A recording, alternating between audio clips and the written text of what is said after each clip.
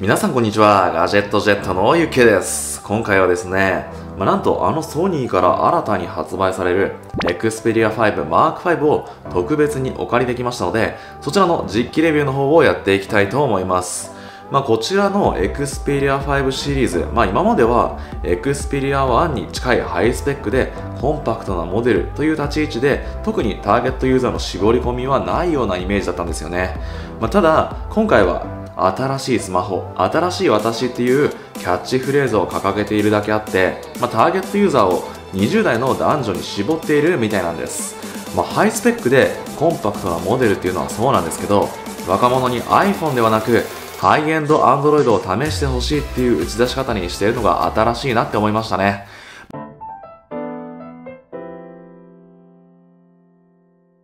それではですね、実際に Xperia 5 Mark V の外観から見ていこうと思うんですけど、今回お借りしたこちらは SIM フリー版みたいですね。色はブルーになっていて、このブルーの他にはブラックとプラチナシルバーの3色が用意されているみたいです。ディスプレイサイズは約 6.1 インチの有機 EL ディスプレイを採用していて、リフレッシュレートについては 120Hz に対応しているみたいですね。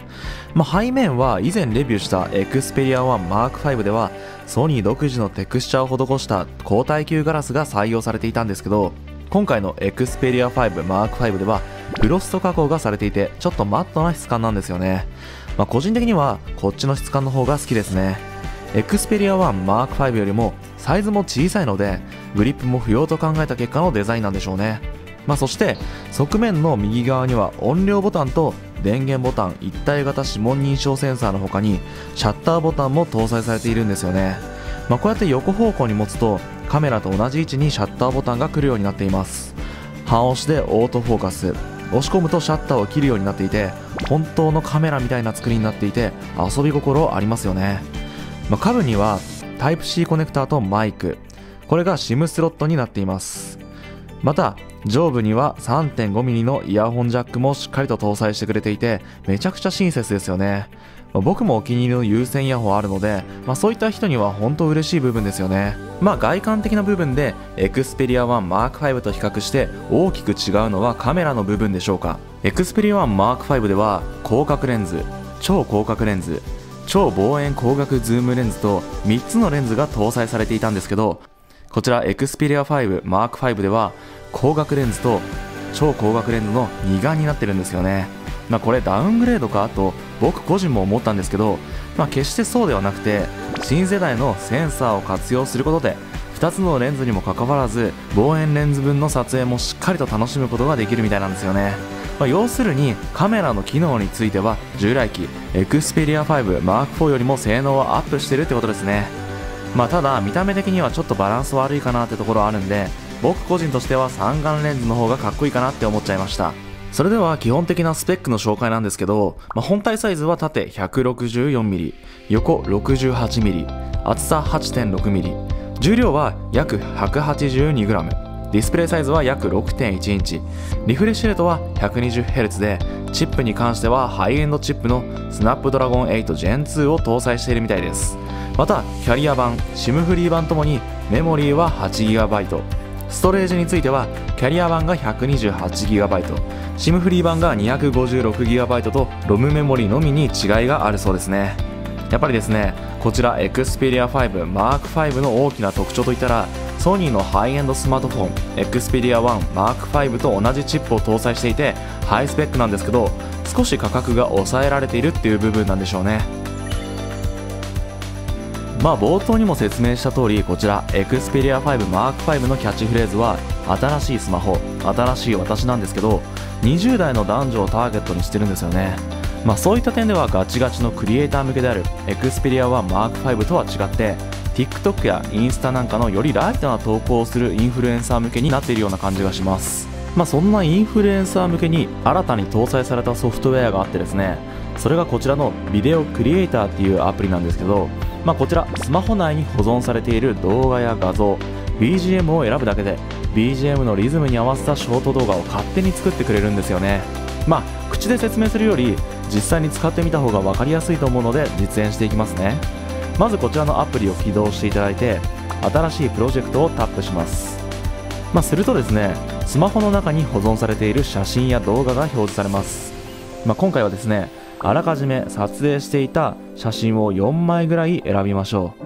う。で、選んだ後は下のおまかせ編集を押すと、その出力される動画の長さに指定する欄があるんで、ここを15秒に設定して、あとは BGM ですね、こちらも指定することができてですね、中に著作権フリーの BGM が10曲ほど内蔵されているみたいなので、好きなものを選んで開始をタップします。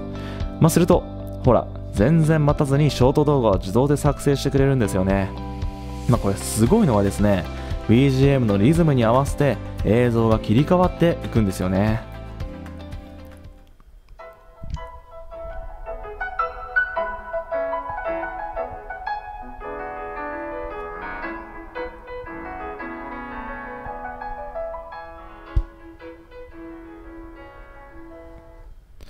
はい、こんな感じなんですけど、あとは手動でカット、字幕の追加や色調の調整も行えるみたいなんで、動画編集に苦手意識がある人でも敷居が低く簡単に使用することができますよね。そしてですね、今回大きく変わったカメラの部分ですね。こちら Xperia 5 Mark V には、2つのカメラ、こちらですね、搭載されていまして、1つが 16mm の超広角レンズ、そしてもう1つ下側がですね 24mm の広角レンズになっています。先ほどもちょこっと説明したんですけど、今回新たに X-MOA-T っていう新世代センサーが搭載されたことにより、望遠レンズが物理的には存在していないんですけど、広角レンズの真ん中を切り取るような形で光学2倍相当を作り上げてくれているんですよね。なのでこのようにしてこちらですね 48mm も選択することができてですね、従来のトリプルカメラの時と使い勝手は変わらないんですよね。さらにこちらの新世代センサー、その大きさがなんと従来比の約 1.7 倍も拡大しているみたいなんですよね。今までフォトダイオードとトランジスタが同じ層にあったんですけど、これを2つに分離させることでフォトダイオードとトランジスタの領域がそれぞれ拡大しているみたいです。それに加えてソニーの得意とする重ね合わせ処理を施すことにより、低照度性能が従来比で2倍向上しているっていうことで、暗所での撮影でも高感度で低ノイズを実現できて、かなり綺麗に写真や動画が撮れるようになったっぽいんですよね。実際にですね Xperia 5 Mark V でいろいろ撮影してきたんですけど、まずこちらが2倍で撮影した風景になるんですけど、どうですかね。パッと見めちゃくちゃ画質綺麗ですよね。これ実際ある程度拡大してもですね、ビルの輪郭が比較的くっきり映し出されている感じがします。続いてこちらが6倍で撮影したものになるんですけど、やっぱりですねここまで来るとちょっと粗さが目立ってきちゃいますよね。前回レビューした Xperia 1 Mark V では6倍ズームでも結構綺麗に映っていた印象があるんですけど、やっぱり望遠レンズが搭載されていない分ちょっとだけ差が出てしまっている印象です。他にもこちらの暗所でも撮影してきたんですけど、やっぱり綺麗ですよね。ズームすると多少は荒くなっちゃうんですけど、こうやって近場から撮影する分には全体的にくっきりとした仕上がりになるんで、やっぱりエクスペリア夜景に強いなってことを再認識させてくれました。他にもですね Xperia 1 Mark V にも採用されていたクリエイティブルックっていうカラーフィルター機能も同様に搭載されているんで、写真や動画を好みのフィルターに設定した状態で撮ることもできちゃうんですよね。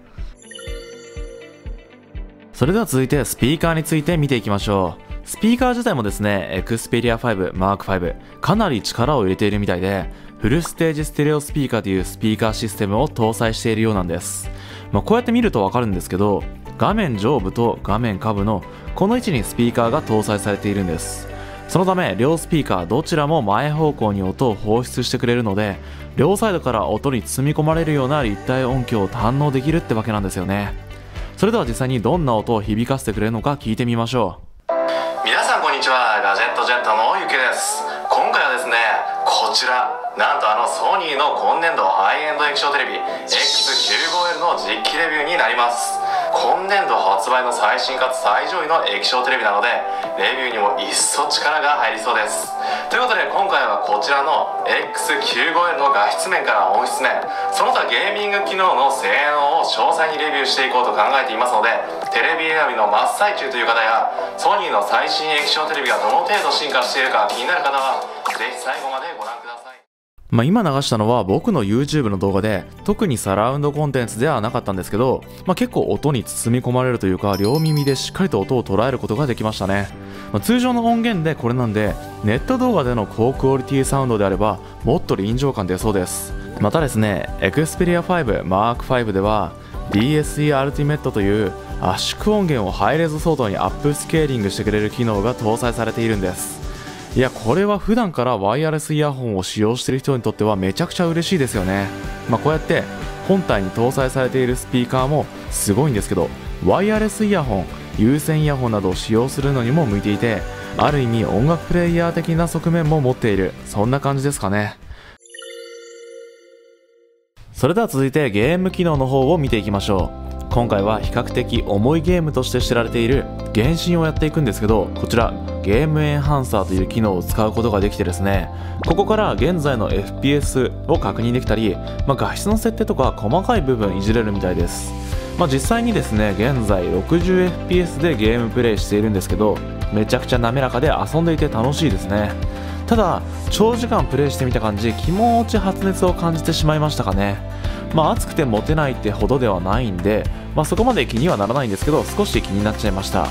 あと個人的にすごいなって思った機能があって、僕こうやって充電しながらゲームすることはあるんですけど、この HS パワーコントロールっていうのをオンにするとですね、バッテリーを介さずスマホ本体に電源を供給することができるみたいなんですよね。そうすることによりスマホ本体の発熱を抑制してくれるんで、長時間高クオリティなゲームができるってわけです。こういった細かい部分も作り込まれていて、さすがはソニーだなって感心しますね。続いてはバッテリー持ちについてなんですけど、システムオンチップに関してはスナップドラゴン8 Gen 2を搭載していて、 CPU の電力効率めっちゃ上がってるんですよね。海外サイトの情報によるとバッテリースコアは驚異の130を叩き出したみたいなんで、バッテリー持ちにはかなりの期待ができますね。それでは実際に1日の僕の行動をピックアップして充電の減りを記録していきましたので、そちらを紹介していきたいと思います。まず僕が活動を始めた朝8時半の時点で充電はマックスの 100% だったんですけど、そこからですね9時半までベッドで YouTube と TikTok を1時間ぶっ通しで見ていたわけなんですけど、充電は 6% 減の 94% でした。この時点でバッテリー持ちすごって思ったんですけど、その後10時10分まで約40分間ブラウジングや設定をいじったりと比較的ライトな使い方をしていたんですけど、そこでは 2% 減の 92% でした。その後午前中いっぱいまでスマホには触っておらず、午後12時40分から15時頃まで約2時間20分ですね、またブラウジングやカメラをいじったりと比較的ライトな使い方をしていました。そこでは 5% 減の 87% でした。その後16時から17時10分までアニメ進撃の巨人を4話見て、7% 減の 80%、18時から19時まで原神をプレイして、11% 減の 69%、そして22時半まで使ったり使わなかったりと、使ってる時は TikTok を見たりブラウジングをしていたんですけど、最終的な充電残量は 61% でした。ソニーストア公式ホームページでは朝から晩まで1日使ってもバッテリー容量は約 50% 残るって書いてあったんですけど、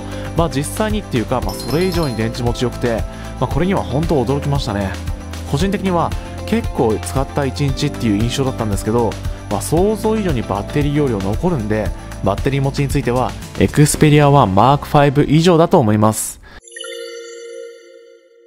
さて今回はソニーの最新スマートフォン Xperia 5 Mark V を特別にお借りして、こちらの外観だったりカメラ性能、そしてスピーカーの性能など幅広くレビューしてきました。今回こちらレビューさせてもらってですね、この一つ上の Xperia 1 Mark V に引けを取らないスペックの高さがあるなって思いましたね。人によってはカメラが二眼になったりと、外観面で多少物足りないと感じてしまうかもしれませんが、性能的にはですね、全然ダウングレードしたわけではないんですし、見方によっては Xperia 1 Mark V よりもカジュアルな印象とも捉えることができますよね。